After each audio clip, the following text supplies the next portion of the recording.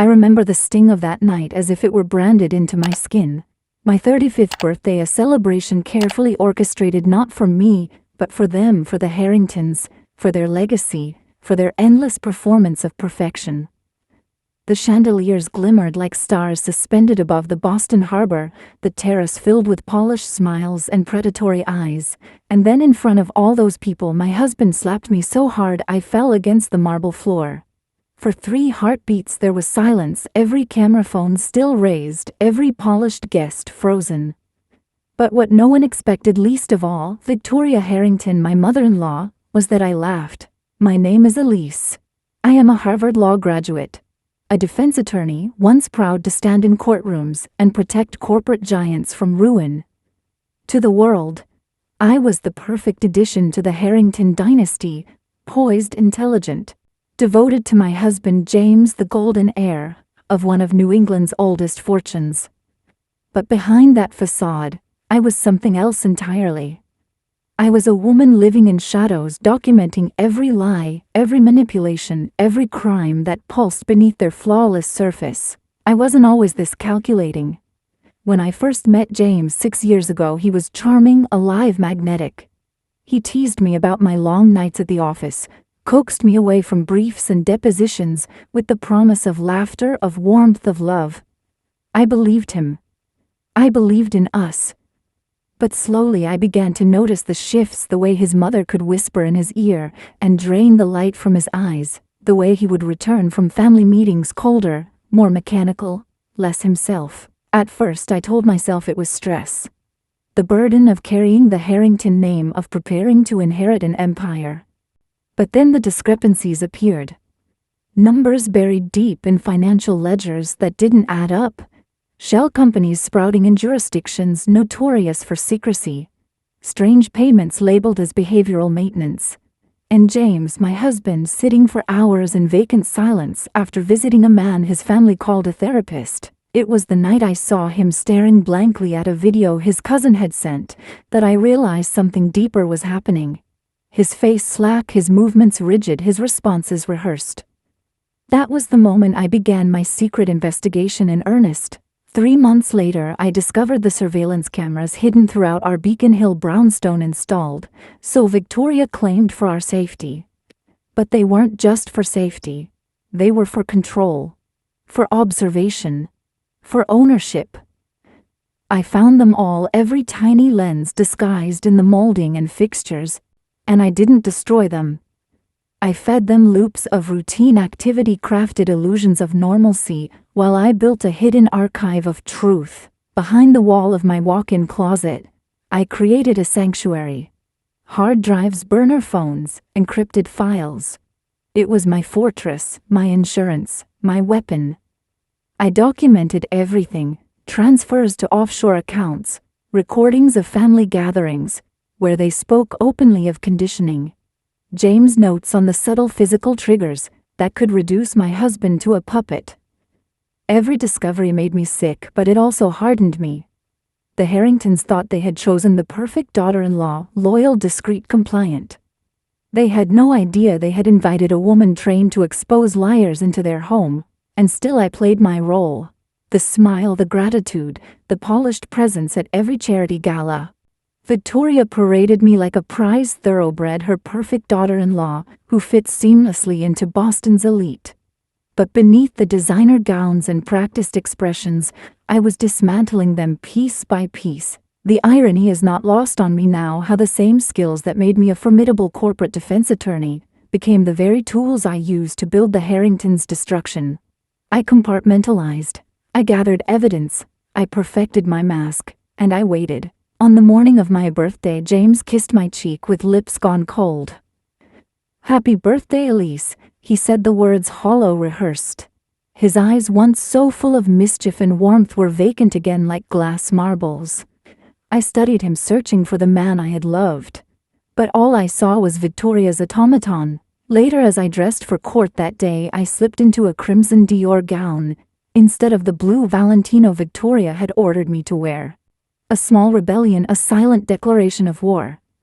When I stepped into the Uber that would take me to the courthouse, my phone buzzed with a message from my contact at the SEC. One final piece coming tonight, I smiled to myself. Yes. Tonight at my birthday celebration, surrounded by the city's most powerful allies of the Harringtons, the final piece would fall into place. The Hestia Gardens shimmered at sunset, glass and steel catching fire against the harbor. Inside, the rooftop terrace was transformed into a theater of illusion, orchids, chandeliers, champagne, and 50 of Boston's elite watching every move.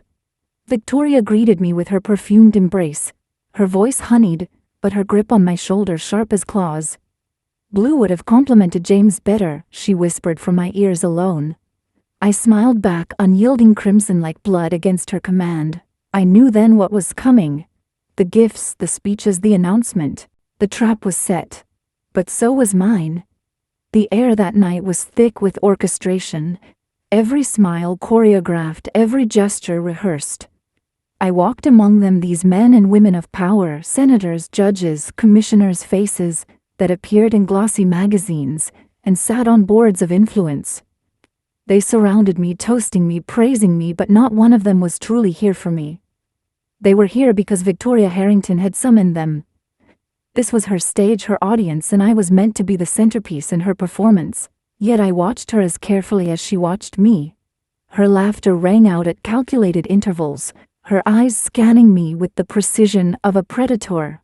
And across from me, seated at the long dining table, was Dr. Thomas Whitley, the so-called therapist, the man whose name appeared in ledgers, marked with $30,000 monthly payments. His gaze never left me, clinical, detached, as though I were an experiment to be evaluated, rather than a human being celebrating a birthday. I sipped my water, my pulse steady though inside I was counting down the minutes. This was the moment I had been preparing for over 3 years. Every file, every recording, every coded message to my encrypted servers had led to this night. And I was ready. Dinner began with oysters arranged in a perfect circle. Victoria sat at the head of the table, her voice commanding the room with that practiced blend of warmth and menace. She raised her glass. "To Elise, the perfect daughter-in-law, the jewel of our family." Her words earned polite applause, but beneath the surface I heard the message only I was meant to hear. "We own you. We made you ours." I smiled, lifted my own glass and thought, not for much longer. The courses passed in orchestrated rhythm. James sat beside me, his hand occasionally brushing mine with the precision of a man following a script. His eyes, however, betrayed the fracture lines. I recognized the signs, I had documented them for years, the slight delay before he responded, the mechanical smile that never reached his pupils, the fingers tapping subtle rhythms on his glass whenever his mother spoke. My husband was a man bound by invisible strings, and tonight those strings were being pulled taut. Then came the gifts. A Tiffany box, first wrapped in Harrington blue ribbon. Inside, a platinum bracelet glittered with diamonds heavy as a shackle. "James, help your wife put it on," Victoria instructed. The cold clasp clicked shut around my wrist, and I felt its weight as another chain in their performance. A handbag, a vineyard weekend, a donation in my name to their foundation, every gift a reminder of my place in their dynasty, and then silence. Victoria rose, her midnight blue gown pooling around her like storm clouds. She placed her hand on James's shoulder, her manicured fingers pressing lightly at a point I had documented in my notes, a trigger, a signal. Her lips brushed his ear. I knew what she whispered before I heard it. "Remember your duty. Protect what's ours." And then James turned to me. His voice was flat, hollow, programmed. "You've betrayed us." The room gasped. I felt 50 pairs of eyes land on me. Recording devices poised the story, already writing itself in their minds. Elise, the traitor, exposed at her own birthday celebration. This was Victoria's masterpiece, her attempt to discredit me before my case reached the authorities. But what happened next wasn't in her script. James's arm shot out faster than I could react, and his hand connected with my face. The crack of the slap echoed across the terrace, reverberating like a gunshot. I staggered, hit the marble table, tasted the metallic tang of blood. For 3 heartbeats the room was frozen, and then I laughed. It started as a small chuckle bubbling past my split lip, then grew louder, richer, unstoppable. My laughter filled the terrace, slicing through the silence through the carefully crafted illusion. I rose on my own blood smearing the crimson silk of my gown, and I looked directly at Victoria. "Perfect timing," I said, my voice carrying over the stunned crowd.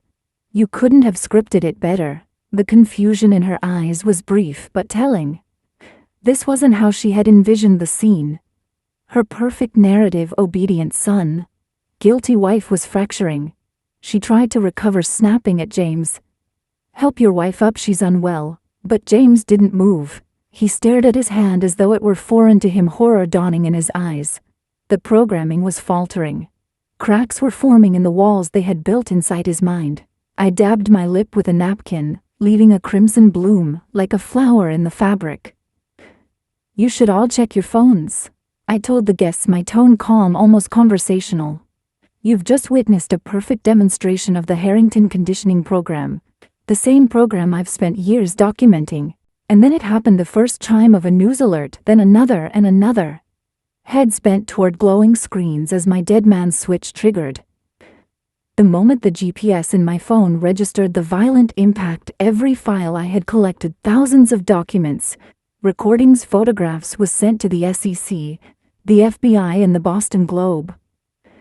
The Harrington empire wasn't just cracking, it was imploding in real time. I watched Victoria's face as her phone vibrated as headlines flashed across the guests' devices. Fear. Real unmasked fear. 5 years, I said softly, savoring the truth. That was the requirement for James to access his grandfather's trust. But assault in front of witnesses. That complicates things, doesn't it? Her eyes met mine, icy fury barely concealing her panic. "You did this deliberately," she hissed. I smiled, blood still on my lips. "I didn't have to. You did it yourselves." The terrace was no longer a celebration. It was a courtroom without walls. The chandeliers above us transformed into harsh spotlights. Every guest was now both witness and jury, their phones buzzing with alerts, their eyes flicking between me, James, and Victoria. The sound of my laughter still lingered like smoke, disrupting the air of control Victoria had so carefully woven. James stood rigid, his face pale, his pupils shrinking to pinpoints. His lips trembled as though words fought to break free, but Victoria's grip on his shoulder tightened, her attempt to keep him tethered to her command. "James," she said sharply, her voice as sharp as glass, "stay focused. She's trying to manipulate you." But James's gaze was on his hand, the one that had struck me. He whispered almost to himself, "What did I just do?" His voice cracked, and then louder, broken. "Elise, I didn't mean to. I don't know why For the first time in months I saw something real flicker in his eyes. Horror, grief, recognition. The programming was unraveling before all of us. I straightened, letting the blood on my lip remain visible, a badge of truth. "That's exactly my point," I said, addressing the entire room. "This isn't James speaking. This is conditioning, programming, a lifetime of manipulation disguised as therapy." Gasps rippled through the crowd. Dr. Whitley, who had been standing stiffly near the bar, shifted uncomfortably. His hand twitched toward the exit, but I stopped him cold. "Doctor," I said clearly, my voice carrying like it did in court, "perhaps you'd like to explain the meaning of Project Sentinel to everyone here." The name landed like a stone in water, sending ripples through the gathering. Whitley froze. His face drained of color. 50 pairs of eyes turned on him. "That's privileged therapeutic information," he stammered, his professional mask faltering. "Therapeutic?" I echoed, my voice laced with scorn. "Is that what you call conditioning a child to respond to whispered commands? To override his will with physical triggers? Is that what you call programming a man to strike his wife in front of witnesses?" The silence that followed was deafening. James dropped into a chair, burying his face in his hands. His voice was muffled but unmistakable. "Since I was 12. They've been doing this since I was 12. Across the room, Victoria's mask cracked, her composure slipping. "Guidance," she snapped. "Structure." James needed discipline to carry the Harrington legacy. Weakness was not an option. Her words, meant to sound commanding, only revealed the monstrous truth. Even the FBI agents waiting nearby, men I had fed information to for months, paused, their eyes narrowing. The guests shifted, unease spreading like fire through dry grass. Some of the most powerful figures in Boston were watching the foundation of the Harrington dynasty disintegrate before them, and then the agents moved. The elevator doors opened and two men in dark suits stepped onto the terrace. Calm, authoritative, relentless. Agent Rivera, the one who had received every encrypted package I'd sent, gave me the faintest nod as he approached Victoria. "Mrs. Harrington," he said, his tone professional. "Detached? We have a warrant to seize all electronic devices and documents in your possession." The paper landed in her trembling hand, and for the first time I saw something like desperation in her eyes. She turned to her cousin William, the family's fixer, but he was already backing away, his lawyer's mind calculating his own survival. Rats abandoning a sinking ship. Around us, the guests were no longer pretending. Phones buzzed, louder headlines flashing across their screens. Harrington family under federal investigation.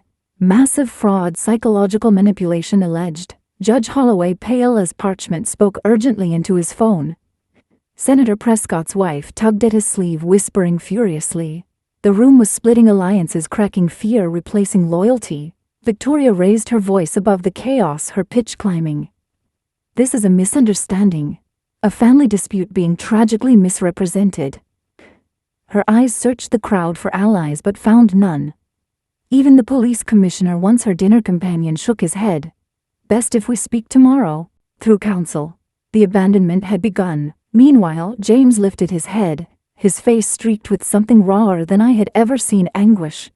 "You did this to me," he said to his mother, his voice trembling but gaining strength. "All those summers, all those sessions. It wasn't help, it was control. You made me hurt her, you made me—" His voice broke and he buried his face again. I felt the sting of his slap still burning on my cheek, but beneath it was something more complicated than anger. James was both my tormentor and my fellow prisoner. He had been sculpted into this cruel automaton, stripped of the man I had once glimpsed. And for the first time I realized that the Harringtons hadn't just underestimated me. They had underestimated the power of truth itself. "Check your headlines," I told the crowd, my voice calm as a blade. "The Harrington Foundation has laundered over $300 million through shell companies. And every single piece of evidence is in the hands of the authorities now. Tonight isn't just about my birthday, it's about the end of their empire." Victoria's diamond necklace trembled against her throat as she spat. "You can't possibly think this will stand. We are the Harringtons." I stepped closer, close enough for her to see the blood still glistening on my lip. "Exactly," I whispered. "That's why it's over." The terrace erupted into chaos, but for me everything slowed into sharp clarity. Phones buzzed like a swarm of angry wasps, guests, whispering, retreating, calculating their distance from the Harrington name. I stood still in the center, blood staining my crimson gown, and for the first time in years I felt free of their suffocating grip. James's voice broke through the noise, hoarse, trembling but real. "All those summers, the special lessons, the punishments when I questioned them, my own family, my own mother." His hands clutched his temples as though trying to hold his head together. The man I had once loved, buried beneath layers of conditioning, was clawing his way to the surface. I knelt near him, careful not to touch. "James," I said softly, steadying my voice like I would for a frightened witness in court. "The conditioning is breaking down. It's going to feel disorienting. But it wasn't you, it was never truly you." He lifted his eyes to mine, clearer than I had seen in years, and they brimmed with horror. "I hurt you," he whispered. "I would never. I loved you, Elise. I love you still. But I—" His hand reached toward my split lip, then faltered mid-air, paralyzed by guilt. I held his gaze, my own anger softened by something deeper. "Unlike them, I know the difference between the puppets and the puppeteers." A collective gasp rippled through the terrace as Thomas Whitley cornered, and paling by the second, began speaking hurriedly to one of the FBI agents. His professional detachment had collapsed. I heard fragments: conditioning protocols, explicit directives, only followed orders. The words that topple empires. Victoria lunged with her voice, desperate to regain control. "James, don't listen to her. She's poisoned you against your family after everything we've done for you." He rose unsteadily, his frame shaking but his voice carrying across the terrace. "Everything you've done to me." He corrected, his tone hardening with each syllable. "The sessions, the drugs, the commands whispered until they drowned out my own thoughts. You made me hurt her tonight. And this isn't the first time you've made me do something I can't remember." His words landed with the weight of a gavel. Victoria's mask shattered completely, her face twisted with naked fury. "Weakness," she spat. "That's what you always were. Weakness we had to erase." Her confessions silenced even the most skeptical guests.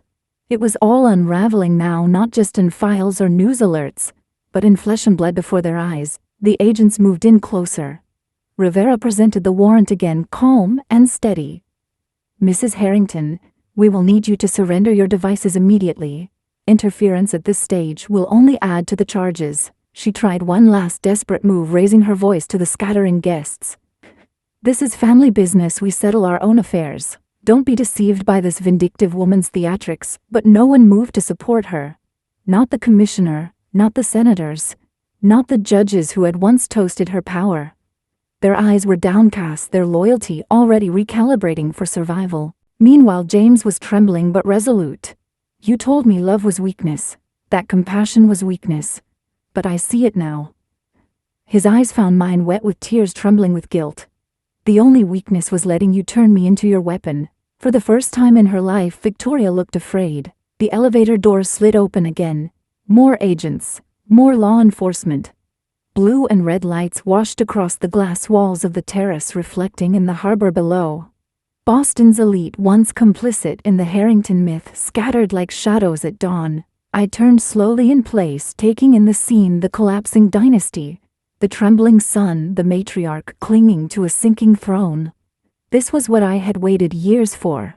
Justice was no longer theoretical, no longer sealed in hidden drives and encrypted servers. It was alive, breathing, undeniable, happening in real time. Agent Rivera's voice was steady as he addressed the guests. "Ladies and gentlemen, this is now an active federal investigation. Please remain calm and prepare to provide statements.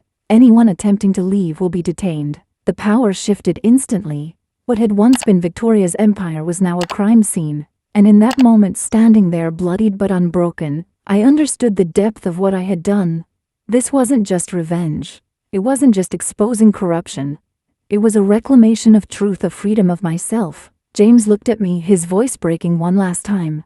"Was any of it real, Elise, us?" Before all of this, the question pierced me, a shard of the past sliding between my ribs. I steadied myself and answered honestly, because honesty was the only weapon left. "The beginning was real, before they tightened their grip. That's why I stayed. I saw glimpses of who you really were. Enough to know you were as much a victim as I was." His lips trembled, his eyes filled with something fragile, hope or maybe grief. The terrace doors burst wider, agents spreading, securing evidence, voices crackling over radios. Victoria stood rigid, her wrists trembling as the cuffs closed around them. Yet even in chains, her chin lifted, her voice cold and regal. "You think you've won, Elise? This family name will outlast you." I stepped closer, lowering my voice so only she could hear. "No, Victoria. Tonight proved the truth. Legacies built on chains always break." 6 months later, I sat in a federal courtroom, the same room where Boston's wealthiest once thought themselves untouchable. But this time, it was Victoria Harrington who entered in handcuffs. The matriarch of one of New England's most revered dynasties now wore a faded prison jumpsuit instead of Chanel. She still held her chin high, still tried to command the room with the force of her presence, but her empire had already collapsed long before the gavel struck. The courtroom was full, journalists scribbling notes, former associates whispering nervously, and most importantly, victims. Not just me, but dozens of people who had been crushed beneath the Harrington machine. Former employees silenced by NDAs, disinherited relatives who had dared to defy Victoria, business partners stripped of everything. Their stories had come flooding out after that night, each one another nail in the coffin of her perfect facade. The prosecution presented evidence that had once lived only on my encrypted drives ledgers showing $480 million funneled into offshore accounts, records of bribes, video files of James's conditioning sessions. Thomas Whitley, granted immunity, testified with clinical precision about the protocols he had been instructed to impose on James.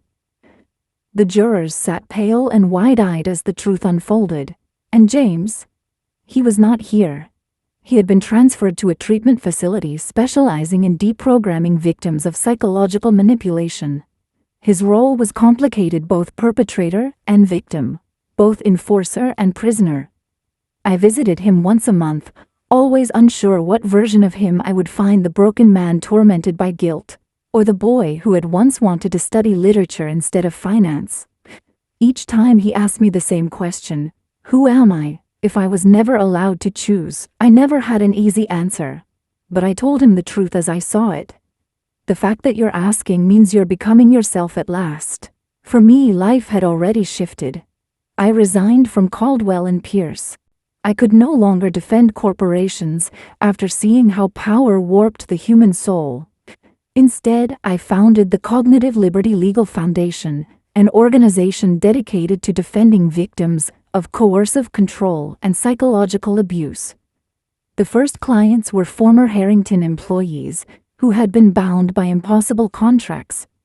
But within months we expanded. Victims of other dynasties, other corporations began reaching out. The Harrington case had cracked something open in the public consciousness. One afternoon outside the courthouse, I stood with Angela Harrington, James's cousin, disinherited decades ago for daring to refuse Victoria's plans. She looked at me with a kind of bittersweet relief. "They did it to all of us," she said quietly. "But James, he got the worst of it." Her words stayed with me, because beneath my triumph, beneath the vindication of exposing Victoria's empire, there was still the ache of James's suffering. The boy who never got to choose the man turned into a puppet. My revenge had destroyed the Harringtons, but it had not healed him. That wound would take a lifetime. On the day Victoria was sentenced 28 years for fraud, racketeering, and conspiracy, I didn't sit in the front. I stayed in the back, watching her shoulders stiffen as the gavel fell. Her face was pale, but her eyes still held that glint of defiance. She would never admit what she had done. But she didn't need to. The world knew now. After court adjourned, James approached me in the hallway. He looked different, thinner. No tailored suit, just a simple shirt, and the faintest hope in his eyes. He told me the trustees had approved restitution. The Harrington fortune, once a weapon of control, would be redirected to repair the lives they had ruined. "Including yours," he said quietly. "I didn't do this for money," I answered. "I know," he said. "That's why I asked them to send my share to your foundation. It should be used to free others, not to chain me anymore." For a moment I couldn't speak. It was the first independent choice I had ever seen him make. A spark of the man he might have been, had his life not been stolen from him. We parted without promises. Perhaps one day he would recover enough to join the fight. Perhaps not. But that was no longer my battle to fight. As I walked out of the courthouse, the weight I had carried for years finally lifted. My vengeance had transformed into something greater than retribution. I had built a legacy not of control but of liberation, and maybe that was the truest form of justice, not just watching the guilty fall, but using their ruins to build freedom for those who came after. If my story resonated with you, if you've ever felt trapped, silenced, or underestimated, know this: your truth has power. Share it. Let it burn through the lies. And if you want to hear more stories like mine, of betrayal, survival, and justice, please like, share, subscribe, and leave your thoughts in the comments. Together we can make sure no one's voice is ever silenced again.